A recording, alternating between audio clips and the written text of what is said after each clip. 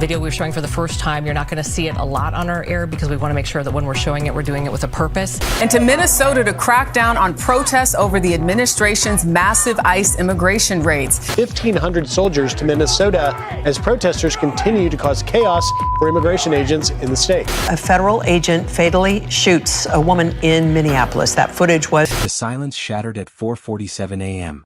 Federal agents descended on Hammond, Louisiana like a tidal wave, black SUVs, armored trucks, helicopters circling overhead. What started as a routine tip turned into one of the biggest drug busts the region has seen in years. $1.5 million worth of pure cocaine. Multiple arrests. Cartel connections stretching across state lines. This wasn't some low-level street operation. This was organized, calculated, and dangerous. The kind of network that operates in shadows, protected by layers of deception and corruption. But on this cold morning, everything came crashing down. The FBI didn't just find drugs. They uncovered a pipeline feeding poison into American communities, bankrolled by cartels operating with military precision. Hammond became ground zero in a war most people don't even know is being fought. And what they found inside those houses? It's worse than anyone imagined. The operation began weeks earlier. Intelligence units had been tracking suspicious activity in Tangipahoa Parish for months. Phone intercepts. Surveillance footage. Financial records showing cash transactions that didn't add up. Someone was moving serious weight through Hammond, and the feds were watching every move. By early December, the pieces started falling into place. A CI, confidential informant, embedded deep inside the local distribution network reported a major shipment incoming. Not pounds. Not even kilos. We're talking hundreds of pounds of cocaine set to flood the I-55 corridor, spreading into Mississippi, Tennessee, and beyond. The kind of volume that destroys families, fuels gang violence, and turns quiet neighborhoods into war zones. Federal prosecutors greenlit the operation. On January 28, 2026, at exactly 4:47 a.m., over 60 agents from the FBI, DA, Louisiana State Police, and Tangipahoa Parish Sheriff's Office launched synchronized raids across 7 locations in Hammond and surrounding areas. This wasn't a knock-and-announce situation. This was dynamic entry. Battering rams, flashbangs, tactical teams storming through doors with weapons drawn. The first target, a residential home on East Coleman Avenue. From the outside it looked ordinary. Modest single-family house, well-kept lawn, nothing that screamed criminal enterprise. But appearances lie. The moment agents breached the front door, they knew they'd hit pay dirt.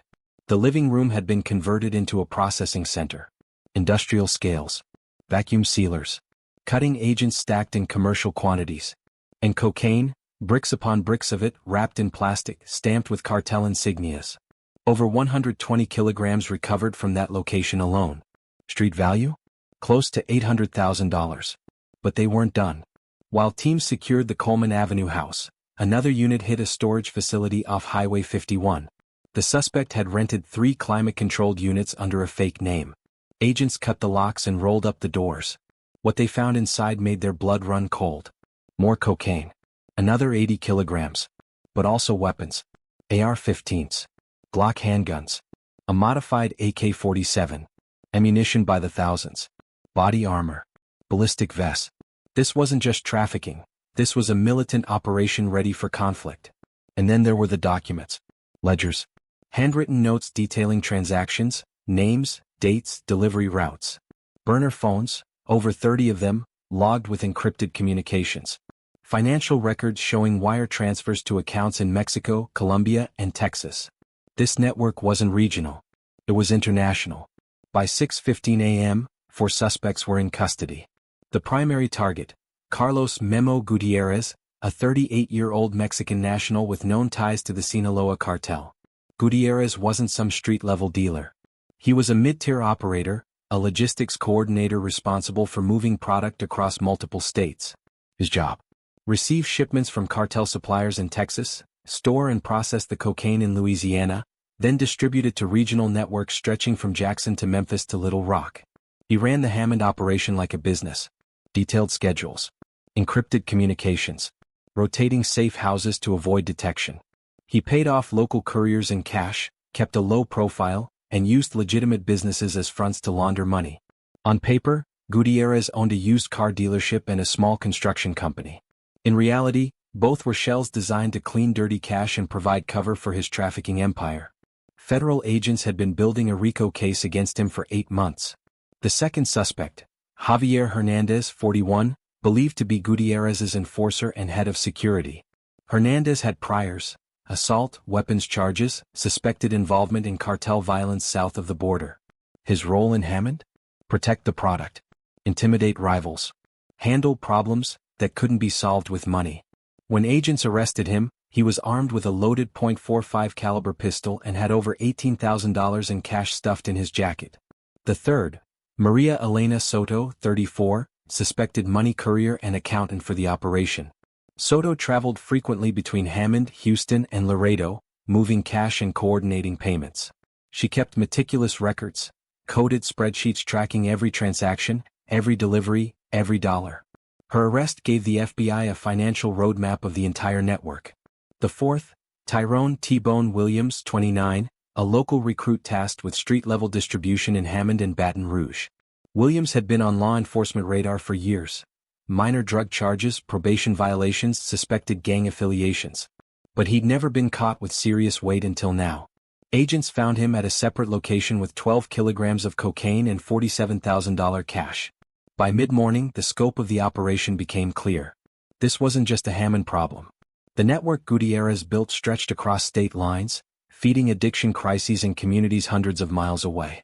Every brick of cocaine seized represented lives destroyed, overdoses, violence, families shattered by addiction.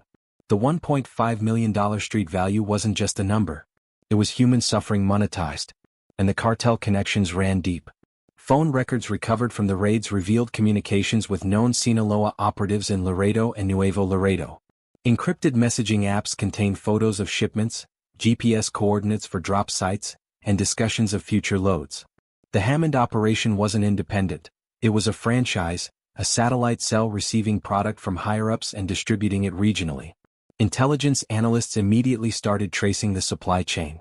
Where did the cocaine come from? How did it cross the border? Who facilitated the logistics?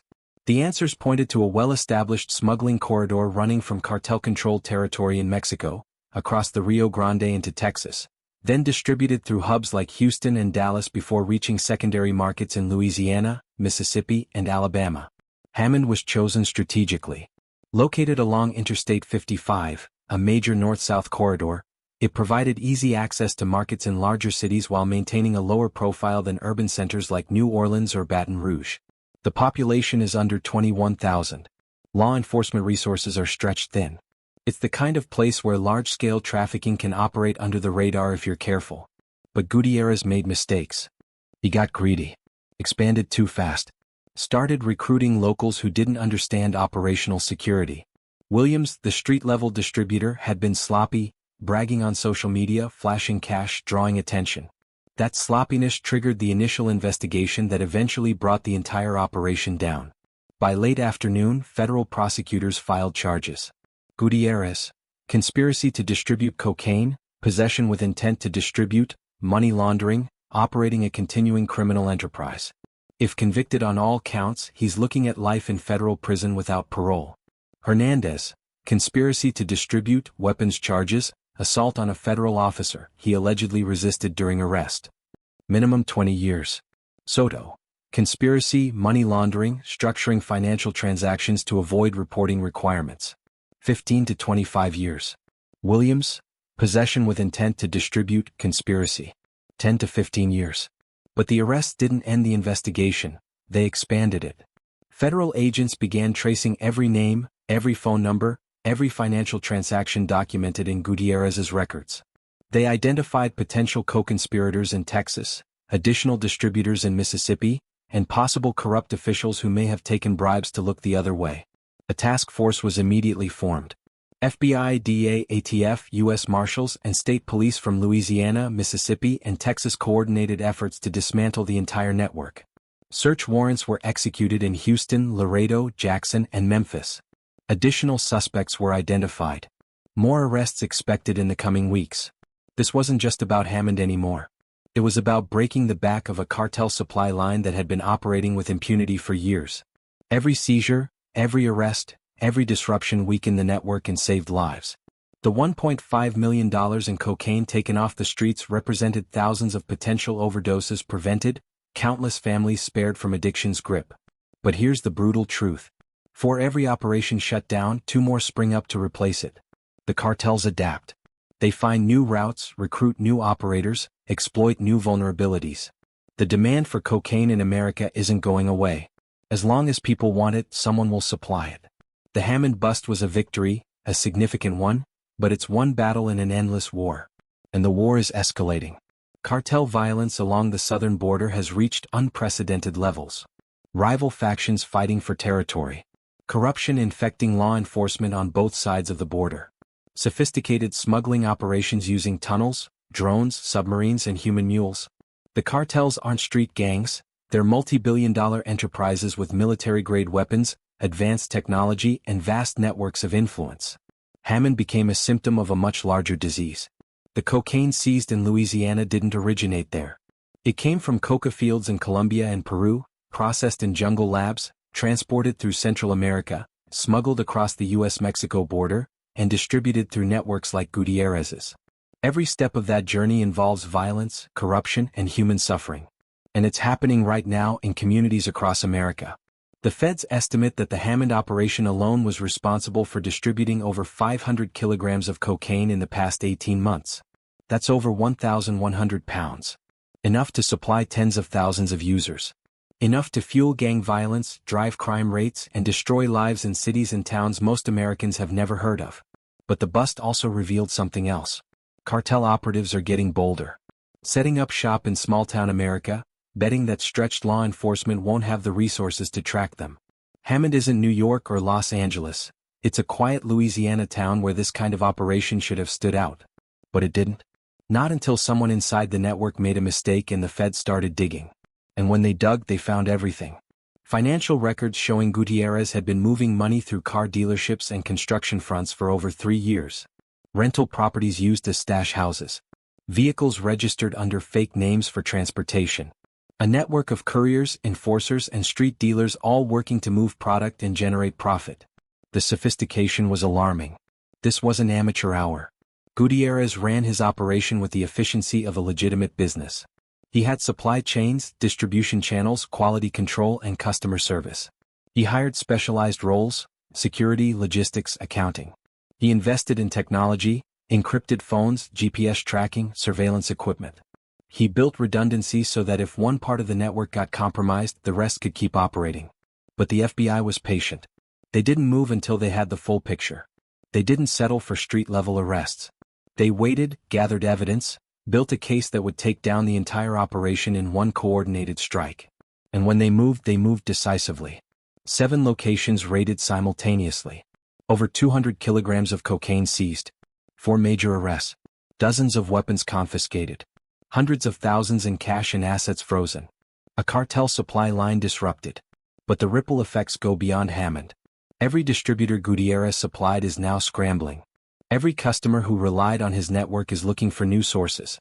Every cartel operator watching this bust is re-evaluating their security. The Hammond raid sent shockwaves through the underworld. A reminder that the feds are watching, that mistakes have consequences, that no operation is untouchable. And more raids are coming. The intelligence gathered from Gutierrez's phones and financial records has already led to additional search warrants. Federal agents are tracking down every lead, following every connection, dismantling the network piece by piece. This isn't over. It's just beginning. Because the cartels won't stop. They'll adapt, reorganize, and rebuild. But neither will the feds. Every bust, every arrest, every disruption is a step toward breaking the cycle. It's a long, grinding fight with no clear endpoint. But it's a fight worth having. Because every brick of cocaine seized is a life potentially saved. Every trafficker arrested is one less predator on the streets. Every network dismantled is a blow to the cartel's bottom line. Hammond, Louisiana became a battlefield in that fight. A quiet town thrust into the spotlight because federal agents refused to let a cartel operation flourish unchecked. The $1.5 million cocaine haul wasn't just evidence.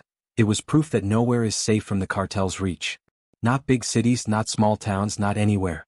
But it's also proof that law enforcement is fighting back. That coordinated, intelligence-driven operations can disrupt even the most sophisticated networks. That patience, persistence, and precision can win battles in this endless war. The Hammond bust was a victory. But the war continues. Across America, in cities and towns just like Hammond, cartel operatives are setting up shop. They're recruiting locals, establishing supply lines, feeding addiction crises that are tearing communities apart. They're counting on apathy, stretched resources, and public indifference to let them operate with impunity. But every now and then someone notices. Someone tips off the feds. Someone starts asking questions. And when that happens, operations like the Hammond raid become possible. It starts with intelligence. Phone taps. Surveillance. Informants. Agents piecing together fragments of information until a picture emerges. Then comes the planning, coordinating multiple agencies, securing warrants, identifying targets. And finally, the execution, simultaneous raids, tactical teams, precise timing. And it works. Not always, but often enough. The Hammond operation is just one example. Across the country, federal and state agencies are conducting similar raids, seizing drugs, making arrests, disrupting networks. The volume of cocaine flowing into America hasn't stopped, but every seizure slows it down. Every arrest creates a gap in the supply chain. Every dismantled network is a victory. But the public rarely hears about it. Most busts don't make national news. They're reported locally, maybe get a brief mention in regional media, then fade from public consciousness. But they matter. Every single one of them matters. Because behind every seizure are real people. Families destroyed by addiction, communities plagued by violence, lives lost to overdoses. The fight against the cartels isn't abstract. It's personal. It's happening in our neighborhoods, affecting our neighbors, targeting our kids.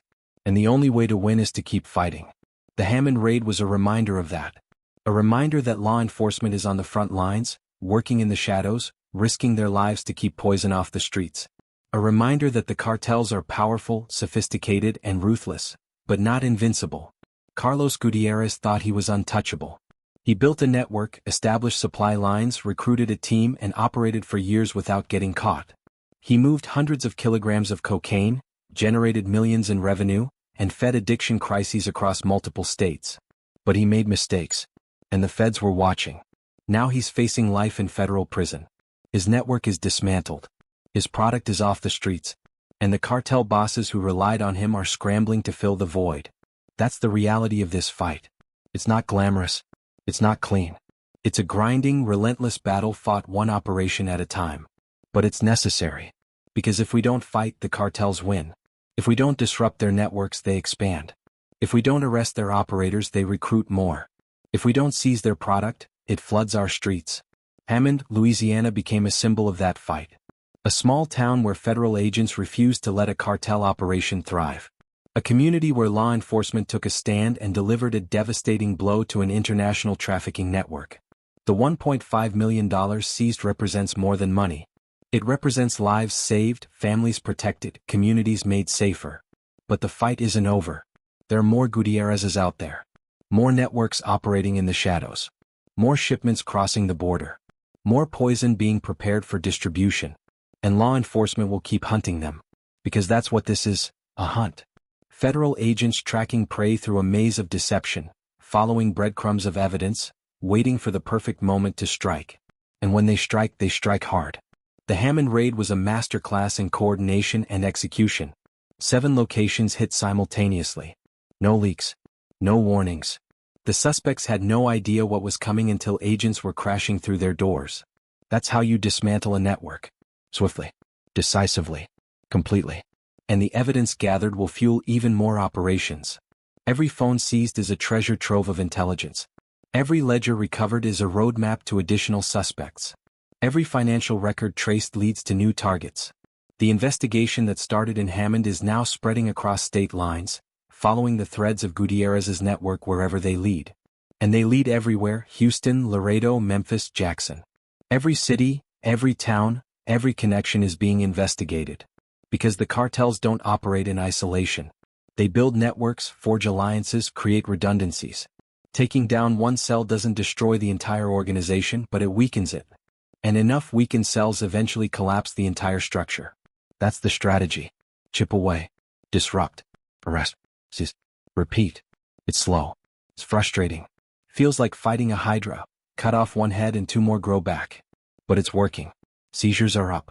Arrests are increasing. Networks are being dismantled. The Hammond bust is proof of that. A mid-tier cartel operator thought he could set up shop in a small Louisiana town and fly under the radar. He thought wrong. The feds found him, tracked him, built a case and took him down. And they'll do it again. And again. And again. Because that's the job. That's the fight. And it's a fight that demands attention. The American people need to understand what's happening in their communities. They need to know that cartel operations aren't confined to border towns or big cities. They're everywhere. They're in Hammond, Louisiana. They're in your town. They're in places you'd never suspect. But law enforcement is fighting back. Agents working around the clock, following leads, building cases, executing raids. It's dangerous work. It's thankless work. But it's critical work. And when an operation like the Hammond raid succeeds, it's worth celebrating. Not because the fight is over, but because it's proof that the fight can be won. $1.5 million in cocaine off the streets. 4 major arrests. Weapons confiscated.